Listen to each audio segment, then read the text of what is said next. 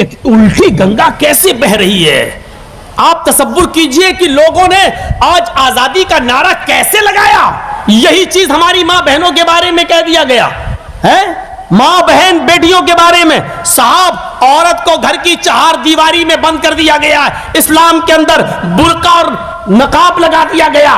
देख लीजिए हिजाब के ऊपर कितना गंभीर मुद्दा उठा कर्नाटक की सरजमीन पर, और उसको पूरा का पूरा मुद्दा बना दिया गया है, पूरा का पूरा मुद्दा बना दिया गया है। और टीवी पर डिबेट करने वाले जितने भी ये मुल्ला आते हैं, ये मुल्ला नहीं कठमुल्ला है।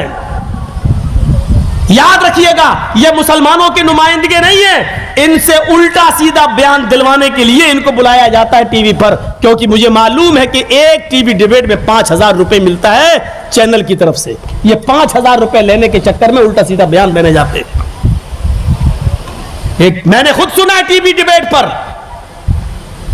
नाम नहीं लूंगा उस मौलवी का, एंकर कह रही है साहब क्यों तो आप ठेकेदार बने बैठे इस्लाम के, क्यों आपने बुर्का एक औरत के चेहरे पर, नकाब एक औरत के चेहरे पर डाल दिया और उसकी तरक्की की राह में रुकावट आप बन रहे हैं।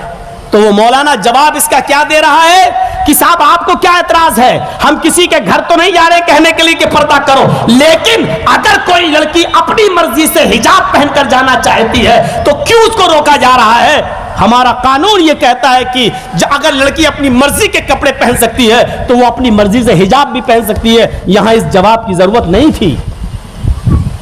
क्यों आप ऐसा जवाब दे रहे हैं। आप यहां जवाब यह देना चाहिए कि आप इसको इस्लाम से जोड़कर क्यों देख रहे हैं। क्या आपके हिंदू धर्म के अंदर पर्दा नहीं है। क्या रामचंद्र जी की पत्नी सीता का चेहरा राम के छोटे भाई लक्ष्मण ने देखा है। मुझे बताइए कि सीता जी क्यों पर्दा करती थी। यहां अगर यह बात कह दी जाती तब देख लेते कि टीवी एंकर वाली जो मोदी की हड्डियों पर पल रही है और मोदी की डाली हुई हड्डियों पर वो परवान चल रही है, देखिए कैसे बिलखने लगती और कैसे कूदने लगती। लेकिन इन कठमुल्लाओं के मुंह से ये जबान नहीं खुलती है। मैं डंके की चोट पर कहता हूं कि रामचंद्र की पत्नी सीता भी पर्दा करती थी और राम की पत्नी सीता का चेहरा राम के छोटे भाई लक्ष्मण ने भी नहीं देखा। एक देवर भाभी का पर्दा जो हिंदू धर्म के अंदर है वही इस्लाम में है। अलहम्दुल मौत, भाभी को देवर से भी पर्दा करना पड़ेगा इसलिए कि देवर भाभी के लिए मौत है। बेशक बेशक बेशक। मैं चीखता रहा, चिल्लाता रहा, मुझे डिबेट में बुलाओ, हमको नहीं बुलाया। तुम मंत्र पढ़ दोगे, तुम ये कर दोगे, तुम पूरा माहौल खराब कर दोगे, तुम हिंदू मुस्लिम लड़ा दोगे, तो फिर तुम अपनी मर्जी के कठमुल्लाओं को बुला रही हो। अब वो बेचारा कहता हमारे मजहब में उसको कहो इस्लाम से क्यों जोड़ रही हो। क्या तुम्हारे धर्म में पर्दा, क्या तुम्हारे धर्म में बेपर्दगी है। क्या तुम्हारे धर्म के अंदर ये शॉर्ट कपड़े हैं। क्या तुम्हारे धर्म के अंदर ये लिखा है कि स्कर्ट पहनकर कोई लड़की बाहर निकले। अगर तुम्हारे धर्म में इसकी इजाजत नहीं है तो हमारे धर्म में इसकी इजाजत नहीं है, तो आप इसको इस्लाम को क्यों बदनाम कर रहे हो। यहां पर यह डिबेट होनी चाहिए। यह डिबेट, पर्दा हमारे इस्लाम का एक पार्ट है, हिस्सा है। हम किसी औरत के घर नहीं जाएंगे कहने के लिए कि पर्दा करो, लेकिन अपने जलसों में हम कहेंगे जरूर कि पर्दा करो। जिसका दिल चाहे करे, जिसका दिल चाहे न करे, लेकिन पर्दा खत्म नहीं हो सकता है। अजीब हाल है, अजीब हाल है कि आप कह रहे हो कि पर्दे को, औरतों को रूढ़िवादी कह रहे हो, कैद कर दिया एक लड़की को घर की चार दीवारी के अंदर। मैं आपसे पूछना चाहता हूं, आपने लड़की को कितनी इज्जत दी घर से बाहर निकालकर। आप मुझे बताइए, आप मुझे बताइए कि कितनी इज्जत दी। ये गोदी की मीडिया बताए और ये पापा की परियां बताए कि तुमने औरतों को कितनी इज्जत दी है। 2 रुपए का साबुन भी अगर बिकता है तो जब तक आधी नंगी लड़की का फोटो ना लगाओ तब तक वो नहीं बिकता है। ये तुमने इज्जत दी है एक औरत को। अल्हम्दुलिल्लाह इस्लाम ने औरत के जिस्म पे कपड़ा डाला है और गोदी मीडिया ने कपड़ा उतारा है। हमने ढाल से या तलवार से डरते हैं कि सिर्फ परवरदिगार से। हमने उनके जिस्मों पर कपड़ा डाला है, हमने उनके उनकी इज्जत और आबरू की हिफाजत की है और तुमने उनके जिस्मों से कपड़ा उतारा है।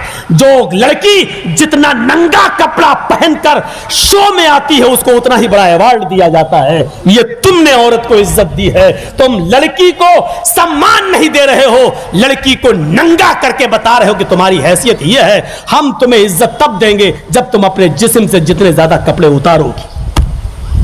ये तुमने औरत को इज्जत दी है और फिर हमसे कहते हो कि चार दीवारी में कैद कर दिया है। वाह साहब, एक औरत घर के अंदर अपने भाई के लिए खाना बनाए तो ये कैद है। एक लड़की अपने बाप के कपड़े धोए घर के अंदर तो ये कैद है। एक लड़की अपनी मां की खिदमत करे तो ये कैद है। एक लड़की अपने बेटे को अपनी पिस्तान का दूध पिलाकर टाई लगाकर स्कूल में भेजे तो ये कैद है।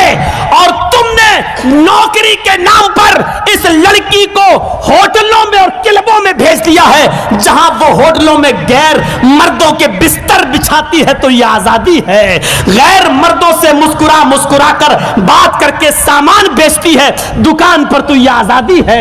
तसव्वुर करो, अपने घर में अपने बाप और बेटे और भाई की खिदमत करना कैद लगता है तुम्हें, और गैरों के सामने मुस्कुरा मुस्कुरा कर बातें करने वाली को आजादी दिखाई देती है तुम्हें। अगर ये अकल है तुम्हारी तो तुम्हारी अकल में भूसा भरा है, तुम्हारी अकल भ्रष्ट हो चुकी है। तुम हमको कहते हो रूढ़िवादी, तुम्हारी अकल में भैंस का गोबर भरा हुआ है। तुम्हें तुम्हारी अकल मुबारक हो, हमें नहीं चाहिए ऐसी अकल पे तो मौलवी जर्जीस अपना जूता उतार के मारना भी गवारा नहीं करेगा, नहीं करता है ऐसी अकल पर। हमें वो इज्जत प्यारी है घर में रहकर जो अपने बाप की खिदमत करे, अपने बेटे की खिदमत करे, अपने भाई की खिदमत कर ले, अपने भाई के लिए खाना बनाए। ये मुझे उस खिदमत से ज्यादा अच्छी लगती है जो गैरों के बिस्तर बिछाए और गैरों से हाथ मिलाए और गैरों के साथ घूमने जाए और दुकानों पर बैठकर मुस्कुरा मुस्कुरा कर अपने सामान को गैरों के सामने मुस्कुरा मुस्कुरा कर बेचे और उनको अपना जश्न दिखाए। मुझे उससे बेहतर लगता है कि अपने घर में रहकर अपने माँ बाप की खिदमत करे। तुम्हें कैद दिखाई देती है ये, तुम इसको इज्जत कहती हो। हमारे बहुत से लोगों को बुरा लगेगा क्योंकि हमारी भी बच्चियां तो नौकरियां कर रही हैं सरकारी डिपार्टमेंट में, हमने भी तो उनको आजादी दी है। अब लगेगा तो लगेगा, इसमें हम क्या कर लें, हम मजबूर हैं, हम कर क्या सकते हैं। कुरान और हदीस बताना हमारा काम है। सुन लो, दो डिपार्टमेंट होते हैं, एक घर के अंदर और एक घर के बाहर। अल्लाह ने मर्द को घर के बाहर का डिपार्टमेंट सौंपा है और औरत को घर के अंदर का डिपार्टमेंट सौंपा है। काम अलग अलग है, डिपार्टमेंट दो हैं, शोबे दो हैं, एक घर के अंदर का है, एक घर के बाहर का है। दो ही मखलूक है, मर्द और औरत। औरत को घर के अंदर का डिपार्टमेंट दिया है और मर्द को घर के बाहर का डिपार्टमेंट दिया है। मर्द की जिम्मेदारी है कि वो मेहनत करे, मजदूरी करे, बिजनेस करे, कारोबार करे, कमा कर लाए, और औरत की जिम्मेदारी यह है कि घर में बर्तन धोए, झाड़ू लगाए, घर की सफाई करे और अपने बच्चे की देख रेख करे और घर का सारा मामला औरत संभाले। इसलिए उसको रब्बतुल बैत, घर की मालिका और घर की महारानी कहा गया है। और यह कह दो इंग्लिश में कि औरत को होम मिनिस्टर का दर्जा दिया गया तो गलत नहीं। अपने अपने डिपार्टमेंट मान लो, बात खत्म। औरतों को भी आपने बाहर के डिपार्टमेंट पे लगा दिया है तो गड़बड़ी तो पैदा होगी ही, गड़बड़ी तो पैदा होगी। और अभी एक चुड़ैल का इंटरव्यू आया था, देखा आपने? बड़ी चल रही है इस वक्त, मेहरबानियां हैं चौकीदार की। उसका नाम है कंगना रनावत। उसका इंटरव्यू आया था और उसने अपने इंटरव्यू में कहा कि मुझे इतनी ऊंची जो पोस्ट मिली है, आज मैं जो यहां तक पहुंची हूं, आज मैं इतने बड़े ओहदे पर, आज इतने जो हमें बड़ी एजाज जो मिला है, आपको क्या मालूम है? कपिल शर्मा शो में आके उसने कहा था कि आपको क्या मालूम है, मुझे इस रास्ते तक और इस कामयाबी तक, इस तरक्की तक आते हुए कितने लोगों के बिस्तरों को गर्म करना पड़ा, ये आप क्या जाने। ये दी है आपने एक औरत को इज्जत, ये दी है एक औरत को मकाम। और इस्लाम ने एक औरत को क्या इज्जत दी है वो आप जानते हैं। इस्लाम ने एक औरत को यह इज्जत दी है कि आप अपनी बहन, अपनी बेटी को अगर घर में उसकी अच्छी परवरिश और तरबियत करते हैं और कोई शख्स तुम्हारे घर में घुस जाए और तुम्हारी बहन तुम्हारी बेटी के साथ, तुम्हारी बीवी के साथ रेप करना चाहे, जबरदस्ती करना चाहे, उसकी इज्जत और आबरू से खेलना चाहे, तो तुम उससे लड़ जाओ। लड़ते लड़ते यहां तक कि अगर तुमने उसको कत्ल कर दिया है तो तुम गुनाहगार नहीं होगे। यानी अपनी बहन, अपनी बेटी और अपनी बीवी की इज्जत और आबरू को बचाते हुए अगर आपने उसको मार भी दिया और कत्ल भी कर दिया तो आपको सजा नहीं मिलेगी। इज्जत और आबरू को इस हद तक बचाया है इस्लाम ने एक औरत को। और यहां तो कई लोगों के बिस्तरों को गर्म करने के बाद एक लड़की को तरक्की मिलती है, एक लड़की को एजाज मिलता है, एक लड़की कामयाबी की सीढ़ियों को तय करती है। अब अंदाजा लगा, ये आपने दिया है। कुरान करीम ने इसीलिए औरतों को हुक्म दिया, वक़रना फी बुयूतिकुन्ना, अपने घरों को लाजिम पकड़ लो और बिला ज़रूरत तुम घर से बाहर न निकलो। कुरान करीम ने कहा कि अपने घरों को पकड़ लो, लाजिम पकड़ लो, घरों से बाहर ना निकलो बिला जरूरत। इसका यह मतलब नहीं है कि अगर तुम्हारी तबीयत खराब हो जाए तब भी तुम नहीं जा सकती हो। नहीं, अगर तुम्हारी तबीयत खराब है तो डॉक्टर को दिखाने जा सकती हो, हॉस्पिटल तुम जा सकती हो, इजाजत है तुम्हें। शादी में शिरकत कर सकती हो, जायज है तुम्हें। अगर तुम किसी स्कूल में पढ़ाती हो, जायज है तुम्हें। शरीयत ने सिर्फ इस बात से रोका है कि बेपर्दगी का मुजाहरा ना हो। तुम हिजाब के साथ, चेहरा छिपाकर, तुम पर्दे के साथ स्कूल में भी जा सकती हो, मदरसों में भी जा सकती हो, पढ़ने भी जा सकती हो और डॉक्टर को दिखाने भी जा सकती हो, अपनी नानी और अपनी खाला और अपनी चाची के घर भी जा सकती हो। लेकिन शर्त यह है कि बेपर्दगी का मुजाहरा नहीं होना चाहिए। यह है इस्लाम। हजरत फातिमा तो यहां तक कहती थी कि अली, जब मेरा इंतकाल हो जाए तो मुझे दिन के उजाले में दफनाने मत ले जाना, मुझे ईशा की नमाज के बाद रात की तारीकी में दफनाने के लिए कब्रिस्तान ले जाना। तब हजरत अली ने कहा ऐसा क्यों? तो फरमाती हैं कि मैं नहीं चाहती कि मेरे मुर्दा जिस्म के ऊपर पड़े हुए कफन पर भी किसी गैर मर्द की नजर पड़े। मेरे मुर्दा जिस्म पर पड़े हुए कफन पर भी किसी गैर मर्द की नजर पड़े। चेहरा तो दूर, हाथ तो दूर, हथेलियां तो दूर, मेरे जिस्म पर पड़े हुए कफन पर भी किसी गैर मर्द की नजर पड़े। ये पर्दा था।